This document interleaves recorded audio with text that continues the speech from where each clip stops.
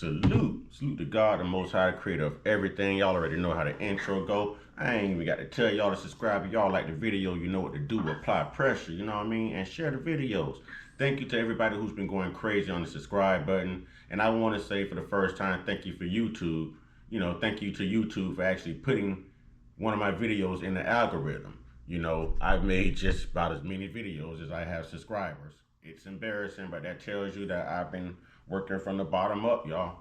You know what I'm saying? From the bottom to the top. So whatever it takes, I've been putting that work in. So I appreciate y'all. Trolls, only God and your mama can love you. And we got to give it up to God. To God, the Most High, 2 salutes. And one time, yeah. Hey, let's get into this, man. This is exclusive. Before I start, I am one half of the Mr. Uncut Consciousness show. My other half right now, brother in the cut, he's right now at the moment he's hospitalized. I'm wishing him a speedy recovery, brother. I can't replace your charisma. I can't replace your personality. You know what I mean? I can't replace your knowledge and your know-how. But I'm gonna do my best to hold us down, brother. You know what I mean? I'm gonna do my best to hold you down. You know it's love. I wish you a speedy recovery. I know you'll be sitting back beside me real soon. And brother, I got you. I'm gonna hold us down, brother. I got you. All right. So salute and speedy recovery to brother in the cut, y'all. All right. Here we go, man. Now, oh yeah, I've been trolling hard. Now, here's the part where I tell y'all I am the new black Charlie Jerk. All right, I always got to start out like that. And I have to tell the good white people, man, the good white folk, not the good white people, the good white folk.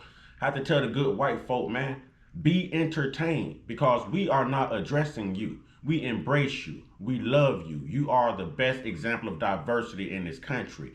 We all make up the melting pot. We know that it's about character, you know what I'm saying? And not about content of skin. Content of character and not the complexion of the skin color, excuse me.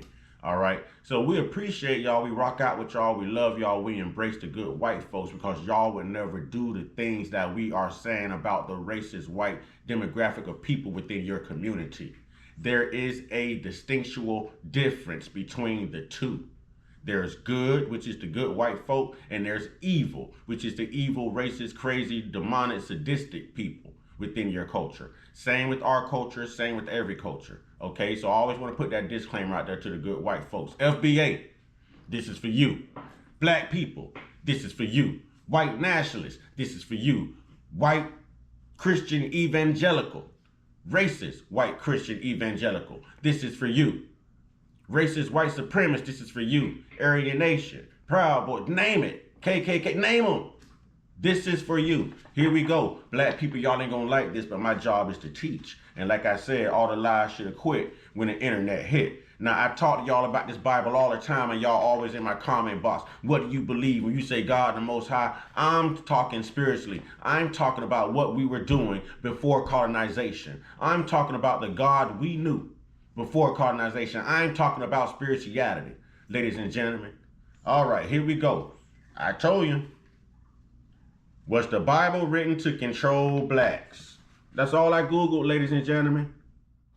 I hit the handy dandy print button, and here we go. AI overview. The Bible was not originally written to control black people, but specific biblical passages were manipulated by pro-slavery advocates and slave owners, primarily during the transatlantic slave trade and in the antebellum America, to justify and enforce the enslavement of Africans and their descendants.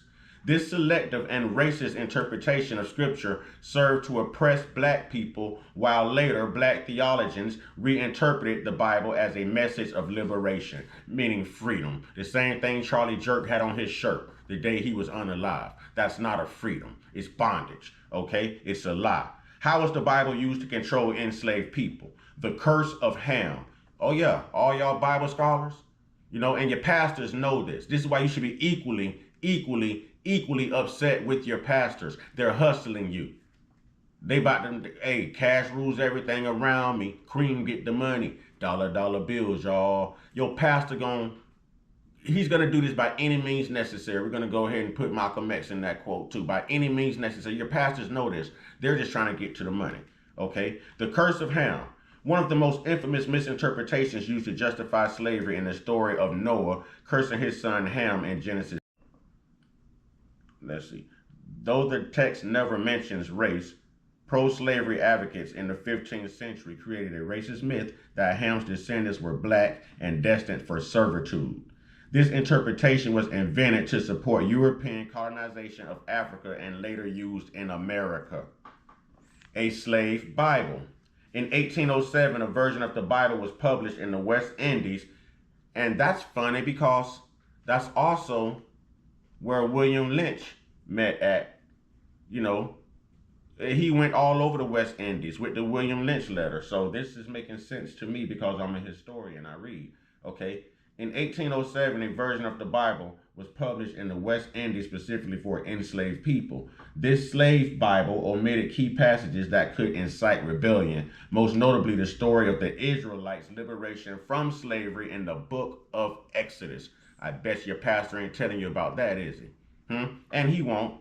He won't, because he ain't trying to mess up his money line, y'all. He got bills to pay. He trying to keep his Range Rover clean. You know what I'm saying? And y'all know one of y'all finna rush over after service and clean up this man's Range Rover. Y'all already know you're gonna be over there in your good Sunday's clothes out there with his water hose cleaning up his Range Rover. Like it's gonna save you and get to heaven. It's to instill fear. It's to instill fear. They tell you not to doubt. That is mind control. I'ma doubt everything. I'm going to doubt everything because the God I serve gave me free will. All right? Pauline epistles. Slave owners often emphasize specific New Testament verses, such as those in Ephesians and Colossians, where the Apostle Paul instructs slaves to obey their masters. However, they ignore other key teachings, such as Paul's declaration in Galatians that in Christ there is neither slave nor free. They also overlook the larger biblical message of spiritual equality and Jesus' own mission of liberation. The Bible and ancient forms of slavery. It is important to distinguish the Bible's historical and economic context from the racialized chattel slavery of the American South. Old Testament. Slavery in the Old Testament was often a form of indentured servitude, a result of poverty or debt, and was not based on race. Hebrew slaves were to be released after 6 years of service, and laws were in place to prevent severe mistreatment. The Bible also explicitly condemned kidnapping people into slavery. New Testament. In the Roman Empire, slavery was also not based on race, and a path of freedom was common.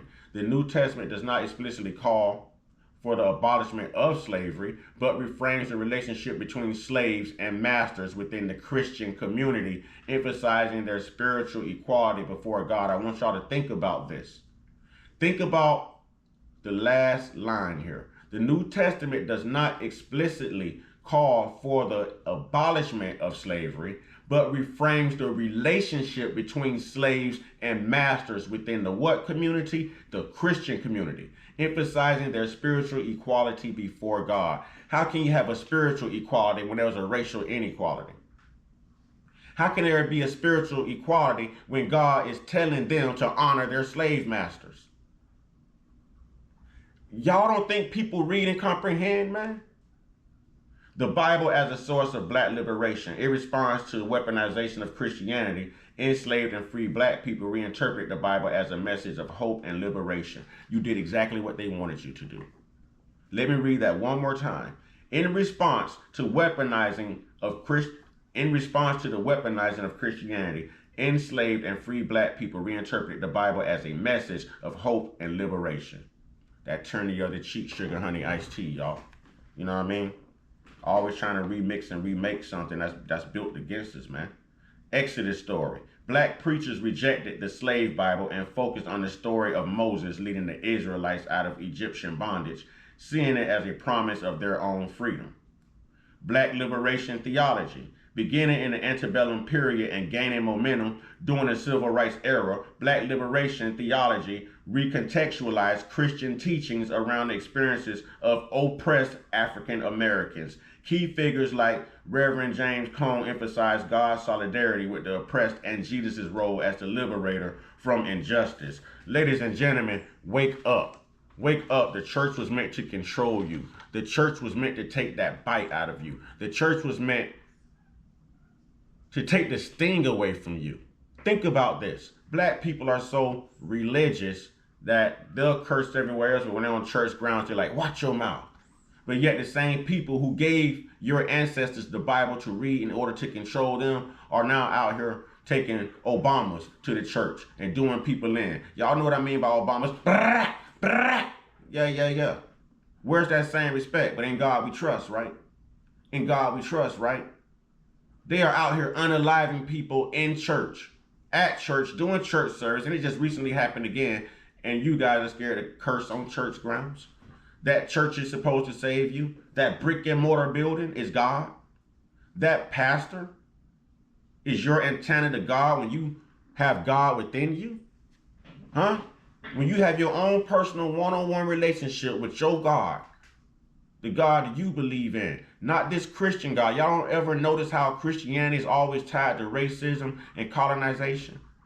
Y'all don't understand how the Christian community is like the most intense, craziest, most rude community of them all? This was passed down. This was passed down. William Lynch went all over. He traveled all over the West Indies, teaching slave masters how to control their slaves. Where do y'all think buck breaking came from? Along with the William Lynch letter of 1712, Virginia Rock Beach. That was designed to last 200-300 years. Black people, we got to wake up. And racist white people, your gig is up. Because you got black FBAs like me who's going to stand their ground and put it out there. And put it out there. We are not religious people. We are spiritual. We are spiritual. As bad as it sounds, why do you think the Bible speaks against witchcraft and sorcery and voodoo and hoodoo? Because those were the very things we practiced as a culture before colonization and the pushing and pressing of Christianity. From Africa to here. All the time forgetting that this is a white guy that they're teaching you to bow down to in order to gain supremacy and make their culture look superior. We don't know what color God is, but I know it's not this God in the Bible. There is so much slavery in that Bible. There is so much sin in that Bible committed by God himself, ladies and gentlemen. Think about it. Why would God need to flood something and unalive everybody when he's got the power to make the bad people disappear off the face of the earth? Why would he need to send a son to do what he can do from heaven? Why are we sitting around waiting for a savior, but we're watching white supremacy save itself and save their culture, their community? But we're waiting. We're waiting to be saved. We're going to do this false sense of hope and listen to these pastors who are hustlers, who are womanizers, who are felons, who ain't never seen God and probably won't make it to heaven if it does exist. But they're making a living off of your fear, European manipulation, and biblical persuasion. Think about it, ladies and gentlemen. Think about it. If there was a man who walked on water, there'd be statues of him everywhere. You think they're gonna tell you who your black God is? Where they trampled all over your black culture and changed everything? You think they're gonna tell you who's your black God so you can really find your black self and your black empowerment? You think they're gonna do that? Everything that's black is bad. They call us thugs. We go through oppression. The Bible is written against us. A black cat is bad luck. The freaks come out at night. Night is dark. Okay? You wear black at a funeral. If you burn black candles, it's sorcery. If you wear black, all black, you're gothic or you're depressed. Black Friday, black magic. How many more examples I got to give you? Black people. While all along they're purifying themselves. Symbolically, they made Jesus white. Oh, purity. You wear white when you get married. Purity. Oh, white candles, white doves, white sheets, white robes, and white damn hoodies, ladies and gentlemen. Wake the hell up. FBA, y'all know what it is. My followers, y'all know what it is. Supporters, y'all know what it is. And I may lose some subscribers, but like I said, The lies should have quit when the internet hit. I'm not here to gain subscribers. I'm not here to make a living off of your money. I'm here to tell you the truth. And if God, the Most High, makes it possible for me to start receiving proceeds and being monetized, then I thank him and I'll take it. But until then, my mission is to put the truth out there and debunk everything that Charlie Jerk and this racist white community has put out there. And evidently, they don't know this stuff, y'all. Well, they do know this stuff. We don't know this stuff. Now, before I close out, I need y'all to look up the Council of Nicaea, 325 AD. All right? Council of Nicaea, 325 AD. Stop allowing them to use this Bible and religion to separate us, divide us, and weaponizing white supremacy against us, ladies and gentlemen. You're expecting a white man to come save you? You're expecting a white man to come save you when you have white men in legislature, and the Bible speaks of government and legislature and authority and police, and they won't even save you now with their God-given will, with their God-given authority. Nah, they're pressing on. And I advise you to press on. Here, you get the truth. All right? Regardless, the truth hurts. I'm doing my job. All right? FBA is what it is, y'all. Foundational Black Americans. You know what I mean? Foundational Black Americans. With that being said, this is the time in the video where I tell y'all, get your one-on-one. Get your one-on-one. Get your one-on-one with your higher power. Let me also put in there that the original Statue of Liberty was black, y'all, and they rejected her. They rejected. I believe France gave it to us after the Civil War or something like that, and they rejected. It's now sitting on, I believe, St. Thomas Islands or something like that. And y'all see what they put up there now. The original seal of California used to be a black woman. It used to be a black person, but I believe it's a black woman. I have to go look at it again. They changed that and go look at what it is now, y'all. Real talk. Go look at what it is now. Y'all can't play with people who know, man. Y'all stay prayed up, stay blessed up, stay meditated up, stay protected, stay real, stay conscious, stay uncut, be inspired, be great, be you. And I'll be back with more. All right. Speedy recovery, brother in the cut. Ashe.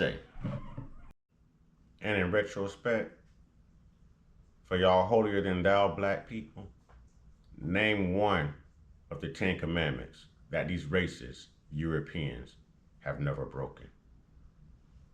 Ashe.